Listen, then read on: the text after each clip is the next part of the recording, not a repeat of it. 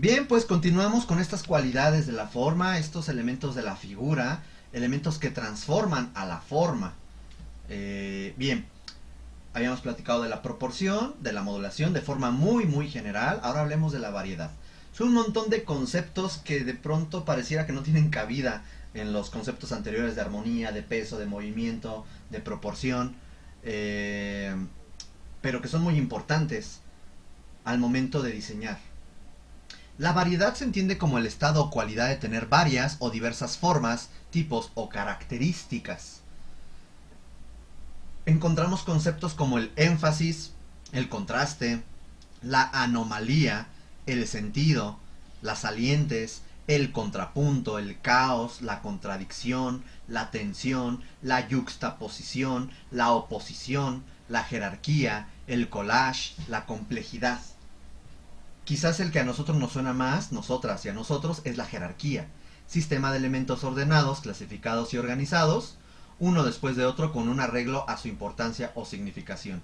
Generalmente enfatizar, ya usé una palabra que por ahí viene de énfasis, para un acceso, para el espacio fisonómico, o para el área de dirección, o qué sé yo. A eso se le llama la jerarquía. El énfasis es un acento o prominencia que se le da a un elemento de una composición por medio del contraste, la anomalía o el contrapunto. Vamos a ver aquí un ejemplo. Tengo yo un campo gráfico específico, ¿ok? Y ya, es una hoja blanca. Si yo de pronto le pongo dos círculos, pensemos que están iguales. Si estuvieran iguales, seguramente no hay uno que nos llame la atención de otro. Ahí ya hay un circulito mal dibujado y que salió como un pelito ahí y eso ya nos llama la atención. Si a estos círculos de pronto yo a uno le doy un color sólido, rojo, automáticamente eso tiene un énfasis visual. Y entonces cuando yo veo este campo gráfico, esta hoja, yo veo inmediatamente ese elemento rojo. O que también pudiera ser a partir de, o ese es un contraste de color, o también puede ser el contraste del tamaño, de formas. A lo mejor tengo yo un círculo chiquito y tengo un círculo grande. Y a lo mejor el chiquito puede ser que esté totalmente relleno, pero el círculo grande va a seguir llamándome la atención. Eso se le llama énfasis. Por ejemplo, una anomalía es como lo que tenemos aquí. Vean cómo hay un diseño, una modulación rítmica, monótona, de cuadrados, cuadrados, cuadrados, y de pronto en una parte de la composición surge una anomalía, un elemento que rompe con toda esta composición. Imagínense que esto es una fachada y de pronto ahí hay un hueco o un cilindro que atraviesa la fachada, o una enorme doble altura que está ahí, y que de pronto estando afuera tú ves que hay una doble altura y que es una especie de, no sé, terraza, qué sé yo, ¿vale? A eso se le conoce como una anomalía. Y así podríamos buscar ciertos elementos que contrasten, que se enfaticen y que sean anomalías. Hay otras cosas, la misma jerarquía que ya hemos platicado, la contradicción, de pronto que hay ciertos elementos que entre sí no hay una coherencia, y de pronto podríamos encontrar elementos no armónicos, que de pronto aquí ya nos generan una alternativa, una herramienta para romper ciertas cosas del ritmo, ciertas cosas del movimiento, del peso, de la simetría, etcétera, ¿vale? Tenemos la escala humana, que será muy importante en la relación de las personas respecto al espacio, respecto a los muebles. Simplemente imagínense que este plano tenga una altura tal, vean la persona como perceptualmente se sentiría dentro de ese espacio. ¿Y qué pasa si empezamos a bajar la cubierta? Llegará el momento en que se siente oprimido. Lo mismo pasaría con los muebles. ¿Qué pasa si los muebles no responden a una forma antropométrica y ergonómica? Pues hay una desproporción de la escala humana. Podríamos hablar de la escala visual, que se refiere a esta dimensión o proporción visual que se da entre los diferentes elementos de una composición arquitectónica, que nos dan la impresión de que hay una modificación de tamaño, y que bueno, pues esto nos juega hasta una ilusión, ¿ok? O el módulo que ya hemos platicado, aquí nos dice unidad de medida utilizada para las dimensiones de los materiales de construcción o para regular las proporciones, ahí fue donde lo mencionamos, de una composición arquitectónica. Nada más ojo, por favor, por el amor de Cristo Redentor, no caigamos en el camino bien curioso. Recuerden cuando hablamos de forma, que una de las características al hablar de forma es la organización de los volúmenes, ¿se acuerdan? Radial, lineal, reticular, etcétera. En algún momento de la carrera caemos o caen en que yo tengo un predio específico. Voy a dibujar aquí dos tipos de predio, bueno, tres predios, para dar los ejemplos, ¿vale? Y aquí está el otro predio. Caemos en decir, bueno, voy a poner un edificio. Ah, pues muy fácil. Sigo las inclinaciones de mi predio y voilà. ¿Y qué es lo que sigue? Pues vamos a jugar Timbiriche y voy a empezar a decir, pues aquí va mi edificio, aquí va mi edificio, luego como que se remete, y entonces empiezo como a jugar ahí y hago cosas rarísimas. Porque salieron a partir de una retícula que lo utilizas como un módulo, pero también lo ocupas para organizar tus volúmenes. Ok, es una herramienta. Pero si te cierras a que nada más puede ser una retícula y no hay una modificación de los módulos, una modificación y a lo mejor, no lo sé, no lo sé.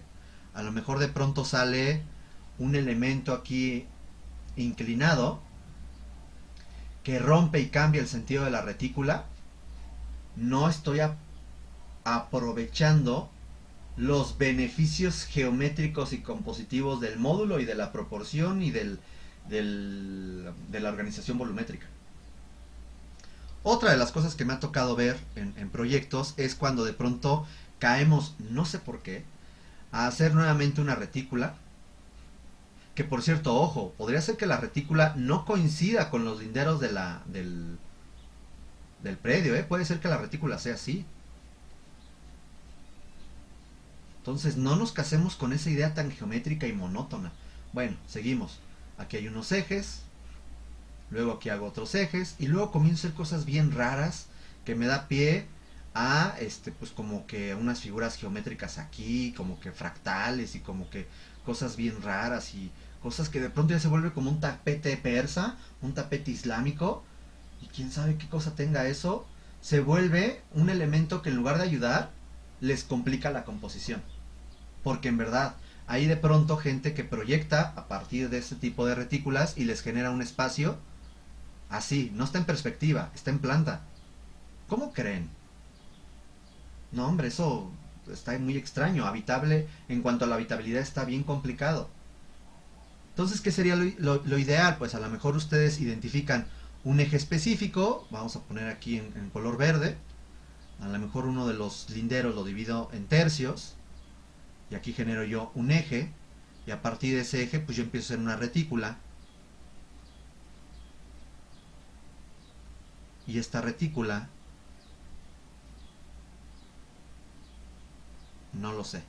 En algún punto, a lo mejor siguiendo esta idea del tercio, a lo mejor llega un punto en donde aquí, justamente aquí, se genera un quiebre, y entonces puedo yo comenzar a hacer una composición, pues creo yo que un tanto más interesante, menos monótono. A lo mejor yo tengo aquí un elemento arquitectónico X, aquí tengo otro elemento arquitectónico X, y entonces déjenme borrar esas líneas, me choca, es un error de... Ahí está. A lo mejor aquí tengo otro volumen, y de pronto me hace falta darle unidad, armonía, pues entonces le pongo una pauta, y esta pauta surge del punto que yo ahí determiné, y es un cilindro. Y se vuelve muy, muy interesante. Y ya no es la típica caja, donde en el centro hay un patio. ¿Vale? Ok, vamos a continuar. El color.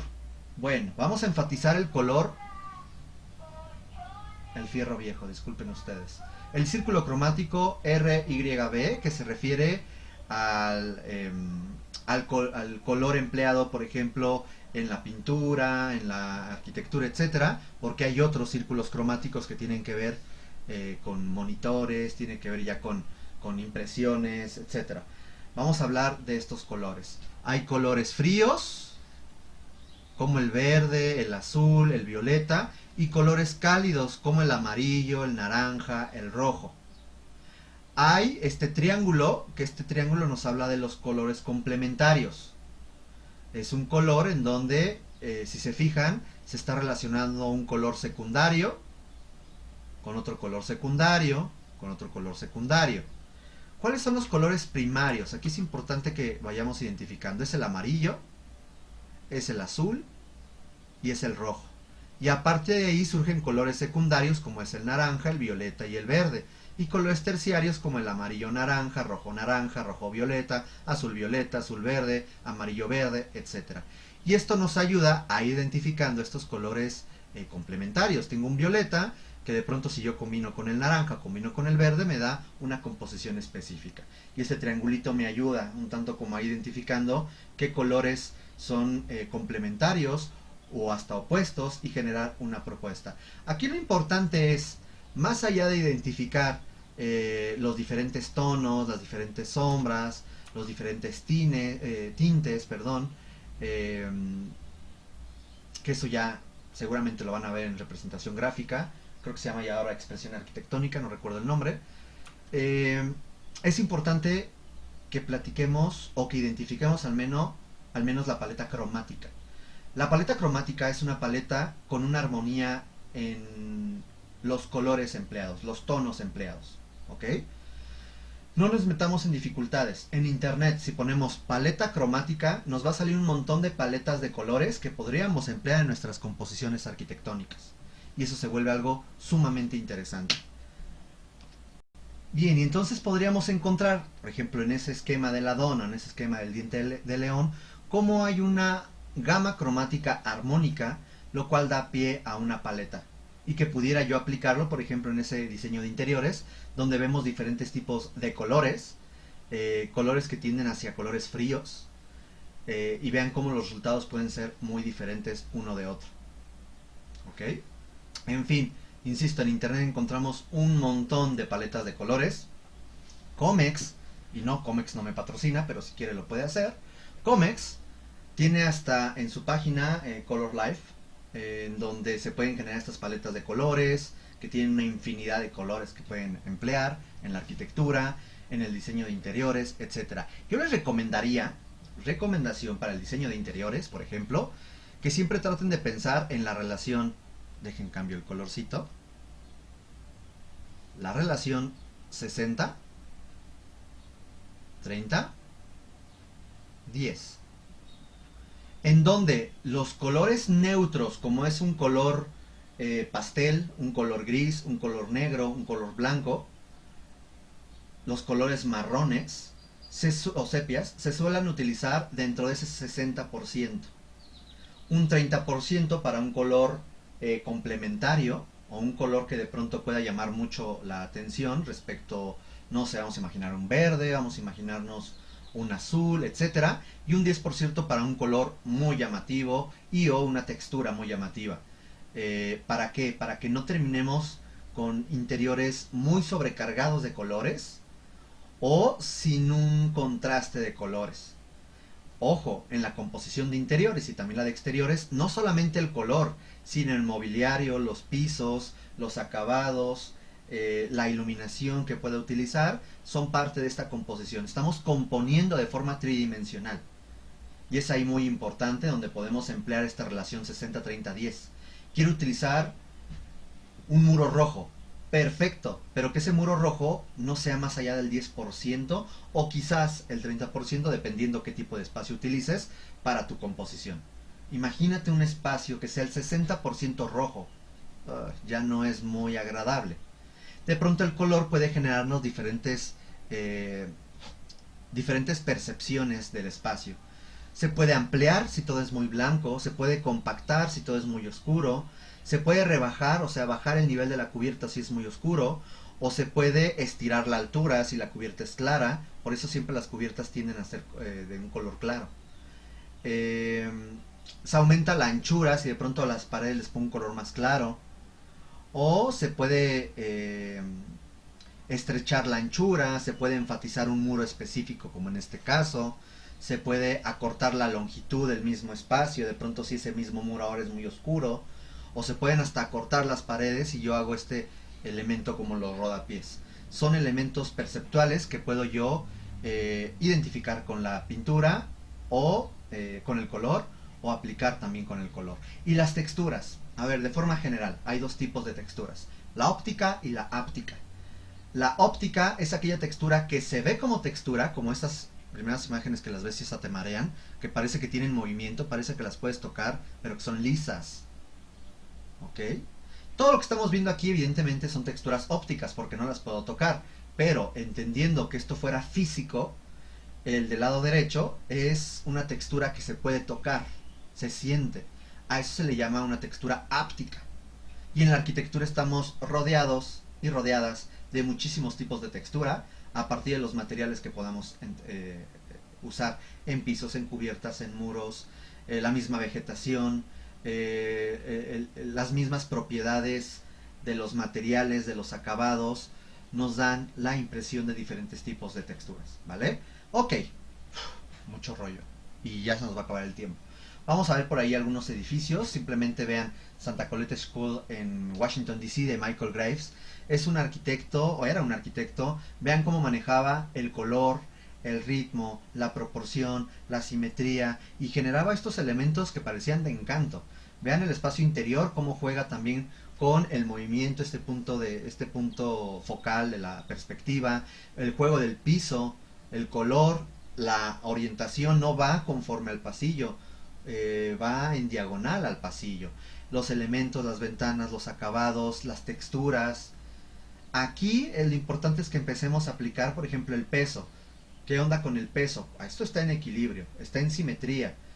¿Hay un elemento anómalo? Claro que sí. Esta esquina rompe un poco con la disposición, pero se vuelve una pauta que da armonía o que da una articulación entre una ala y la otra ala. En fin, así podríamos comenzar a estudiar estos elementos. Denver Central Library en Estados Unidos de 1996, mismo autor.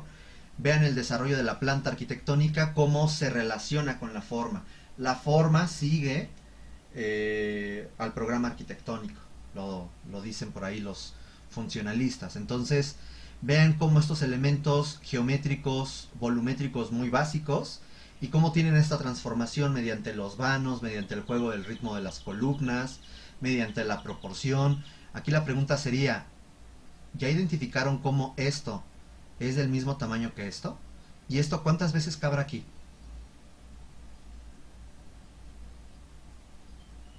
Proporción geométrica. ¿Habrá proporción áurea? Tendremos que comenzar a identificarlo. ¿No? A ver, aquí hay un cuadrado. Aquí alcanzo a ver otro rectángulo. ¿Qué relación tiene ese cuadrado con ese rectángulo? ¿Áureo? Pues pareciera que sí, ¿no?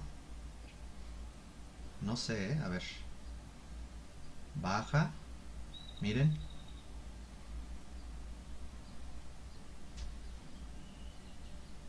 Armonía, ¿vale? Tenemos otros edificios. Este señor, vean, maneja de forma muy interesante el color, las formas, cosas muy divertidas, como por ejemplo aquí el Team Disney en los estudios de Walt Disney en California. ¿Ya vieron? Está reinterpretando elementos clásicos, pero en lugar de poner cariátides o atlantes, pone a los 7 enanitos. Entonces aquí tenemos a los 7 enanitos de Blancanieves. Y bueno, pues el manejo de la forma. Es además un manejo, él tiende mucho al manejo estereotómico, muy pesado, muy masivo. Vean aquí, este es el Walt Disney World Resort Florida. El manejo de los colores, las formas, cae en la fantasía. O el Steigenbergen Golf Hotel en Goun, Egipto, en donde vean cómo reinterpreta elementos de la arquitectura tradicional, pero con colores y formas muy de su estilo arquitectónico. Podríamos, insisto, aquí llevarnos un gran tiempo analizando elementos de esta obra. Ahora ustedes se acuerdan que habían elegido un autor, pues ahora van a hacer algo similar. Ya no van a analizar la forma, ya no van a hacer una confrontación de dos autores en la propuesta formal. Ahora identificarán a un autor, a una autora, y analizarán la figura de una de sus obras. Y ahí es donde vamos a poner en práctica todas estas herramientas compositivas, ¿vale? Y bueno, tenemos varios ejemplos, vean cómo manejan las dobles alturas, los colores, las retículas estructurales en relación con la forma. Estas son propuestas de Mario Botta, el Museo de Arte Moderno de San Francisco, el Museo de Arte Moderno en Bletcher, Charlotte. Aquí tenemos otras propuestas, igual de Mario Botta, es una sinagoga. Vean el manejo formal, la relación de la cúpula, en donde tenemos un cuadrado inscrito en un círculo, muy interesante, para generar esta entrada de luz y que nos genere un ambiente muy, muy particular. Puede emplear estas herramientas o cualidades del diseño, cualidades de la forma, principios del diseño, para comenzar a generar cosas así. Esto es de Ben van Berkel, y vemos, esto está padrísimo, es el Teatro Ágora en Países Bajos, el Teatro Ágora en Países Bajos. Vean por fuera cómo tiene una forma muy característica, con una textura, un color, un ritmo, una jerarquía, una simetría muy particular. Y vean en el interior este juego de planos, esa luz cenital que está bañando esos muros de color, que genera un contraste y una tensión entre los diferentes planos. Eso se le llama composición. Esto es la figura, eso es el discurso, la narrativa que quiere generar el arquitecto, que cuando tú entres veas esto y que te genere una emoción, que te genere un sentimiento. Vemos el Museo Mercedes-Benz en Stuttgart del 2006 de Van Berkel, que igual, vean cómo maneja por fuera esta transformación de la forma, del volumen, y genera en el interior pues los elementos curvos, los elementos de colores, elementos rectos que vienen a generar este impacto visual. ¿Ok? Tenemos aquí de Jarke Ingels el Centro de Innovación Empresarial, en la Escuela de Administración de Eisenberg, donde vemos por fuera cómo pareciera que son una serie de piezas de dominó que se van cayendo, que tienen una textura, un color específico, los materiales que se vuelven un elemento importantísimo para la composición. Y por dentro vean cómo el espacio se disfruta, es un espacio muy interesante donde se genera esta espacialidad muy particular a partir de estos elementos que pareciera que se estaban cayendo. O de pronto por aquí el mercado de Santa Catarina de Barcelona de Eric Meireles, o el cementerio de la Igualada en Barcelona de Eric Miralles y Carmen Pinós. Vean cómo son propuestas muy diferentes una de la otra. Evidentemente también la problemática era muy diferente. Vean la cubierta, la forma, los colores, el ritmo, el movimiento que se le está dando, el peso en comparación con el otro que se ve muy pesado, muy con colores fríos, muy sólido. Y bueno, nos habla de que el otro es un cementerio y que quizás tiene que ver con un discurso y una narrativa que se refiere a la reflexión, a la introspección, al luto, etcétera. Y en el otro pues nos habla de actividades comerciales más dinámicas, etcétera. Vean aquí qué importante sería en dado caso esta idea de la composición, los discursos, la narrativa arquitectónica. ¿Qué quieres dar a entender? Eso va a ser algo fundamental. ¿Qué quiero dar a entender con mi obra? Empleando los elementos compositivos básicos, este lenguaje arquitectónico, ¿vale? Bueno, aquí hay David Chipperfield, de pronto con un lenguaje mediante estos elementos ortogonales, volúmenes muy severos, muy pesados, pero de pronto vean cómo hay un juego de planos, hay contrastes, hay el movimiento con las perspectivas, la proporción, por qué tengo yo un enorme elemento macizo y de pronto hay un vano ahí, el ritmo que se genera, etcétera, etcétera, etcétera. Bueno, me salto esto para ir concluyendo. El carácter, de forma muy general, no profundizar en ello porque lo vemos en Teoría de la Arquitectura 2. El carácter se refiere a la espacialidad. Y aquí ustedes siempre tienen que preguntarse, ¿cómo se relaciona el espacio y lo espacial con el ser? O sea, el espacio como contenedor de las actividades que satisfacen las necesidades del ser, y lo espacial, aquellos elementos que envuelven y están conteniendo al espacio. Los muros, los pisos, las cubiertas, los arcos, las columnas, etcétera, etcétera, etcétera. Por lo general el carácter siempre se le ha relacionado con uso envolvente, o sea, la función, forma y tipología. Un hospital debe de parecer un hospital. ¿Quién nos dice cómo debe ser un hospital? La historia de la arquitectura. Ok, pero las necesidades han cambiado a lo largo de la historia. Entonces ahí es donde comenzamos a poner como... Es importante, sí, el carácter tiene que ver también con esta relación función, forma, tipología, pero no casarnos con la idea. Las oficinas tienen que parecer oficinas. Bueno, te escuchan las oficinas de Google y se ríen de ti. No parecen oficinas. Eh, el problema del carácter es que muchas veces siguen modelos. Y estos modelos pueden ser muy complicados. Ya lo habíamos visto en una sesión anterior. Las tipologías arquitectónicas. Son referentes, pero no son una guía ortodoxa en donde no puedas salir de ellos. Son una base. Aquí lo importante a la hora del carácter es pensar en la armonía de los materiales. La estimulación de sensaciones, estímulos. Bueno, ahí está muy mal redactado. Estimulación de estímulos. Estimulación de sensaciones, generar estímulos, generar sentimientos. Y esto va a dar pie a que las personas generen una relación simbólica e imaginarios colectivos e individuales con estos espacios. Que pueda dar pie a memorias y recuerdos. Y esto da pie a las atmósferas arquitectónicas que vemos el siguiente semestre. ¿A qué voy con esto? ¿Qué pasa si es un hospital que no parece un hospital, pero que se siente, se vive, se escucha y huele a un hospital? ¿Ya no es un hospital? Por ahí me acuerdo que en una clase platicábamos sobre que había una escuela que parecía cárcel, pero que no era cárcel.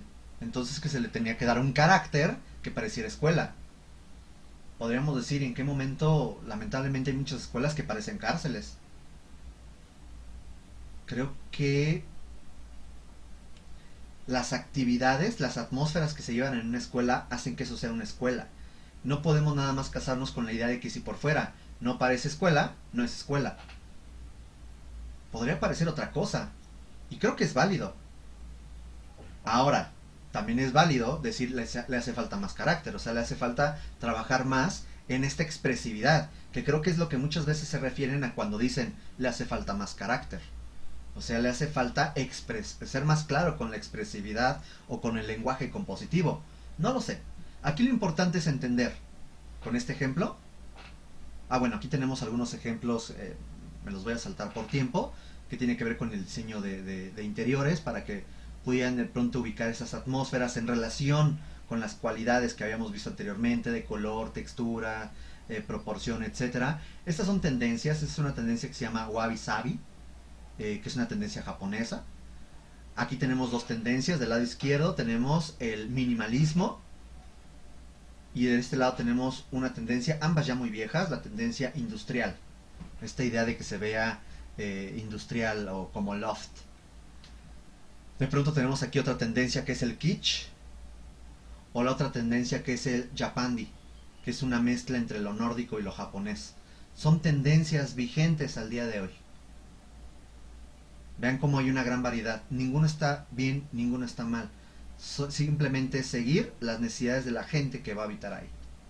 Y si las personas se sienten cómodas, se sienten confortables, bienvenido. Vamos a concluir viendo esto. Esta es la iglesia del Jubileo de Roma por Richard Mayer. La pregunta es, ¿parece iglesia? No parece iglesia, pero tiene elementos que nos evocan a la iglesia. Ahí está el campanario, por ejemplo. Pero no parece una iglesia, no parece nuestra catedral, no parece porque tenemos además dentro de nuestro imaginario la idea de que las iglesias son esos edificios barrocos o estos edificios conventuales o los edificios del siglo XIX. No, ya estamos en el siglo XX, ahí era el año, bueno, a los albores del nuevo milenio, ¿no? El 2002. Por fuera no parece iglesia, pero por dentro hay ese algo, esa atmósfera, eso que no nada más se ve, sino que también se siente, se escucha, huele, que dices, esto es una iglesia. Vean el manejo de la luz, los colores, el juego de planos. Ya no hay un retablo dorado, ya no hay un cirio pascual ahí enorme, lleno de flores. Claro que se puede poner porque eso depende de la liturgia del día, si es boda, si es bautizo, si es qué sé yo. Pero vean el manejo de la luz, una luz no directa, es una luz difusa que viene del norte. Los elementos inclinados, la textura, imaginarse los sonidos, imaginarse la temperatura, el aroma. Es un espacio de introspección. Aquí tenemos otras dos vistas. Por fuera no parece iglesia, pero por dentro se vive como una iglesia. Y es aquí donde nos ponemos en tela de juicio si el carácter solamente se refiere a que el edificio debe aparentar lo que debe de ser o según su función. Es muy relativo. Porque nos quedaríamos entonces al día de hoy haciendo catedrales barrocas. Aquí la pregunta sería, ¿quién determinó en el barroco que las iglesias fueran así? Claro, tienen su relación y eso con gusto lo vemos en Historia de la Arquitectura 1. ¿Vale? Bueno, pues nada, cuídense mucho, gracias y nos estamos viendo pronto. Bye.